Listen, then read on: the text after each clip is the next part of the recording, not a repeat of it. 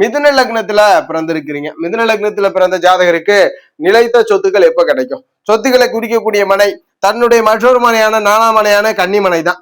அதிபதி புதன் தான். புதனும் கன்னிமனையும் தான் மிதுனத்தில் பிறந்தவருக்கு சொத்துக்களை குறிக்குது.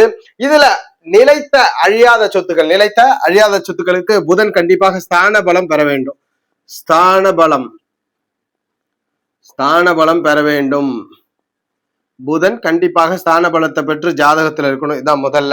அடுத்ததாக லக்னத்திற்கு பாக்கியாதிபதியான சனி பகவான் புதனையோ கன்னிமனையோ தொடர்பு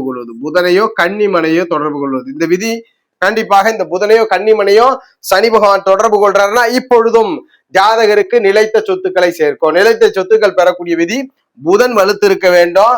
புதன் ஸ்தான பலம்னா ஆட்சி உச்சம் நீசபங்கம் பரிவர்த்தனை வர்க்கோதமம் திக்பலம் இதில் ஏதேனும் ஒரு உயரிய ஸ்தான பலயத்தில் அமர்ந்து சனி பகவான் புதனையோ 4ஆம் இடத்தையோ தொடர்பு கொண்டால் ஜாதகருக்கு அல்லது சனியோட புதன் இணைஞ்சிருந்தாலும் சரி, சனிக்கு புதனுடைய தொடர்பு அல்லது கன்னி ஏதேனும் ஒரு தொடர்பு இருந்தா கண்டிப்பாக நிலைத்த சொத்து மிதுனத்தில் பிறந்தவருக்கு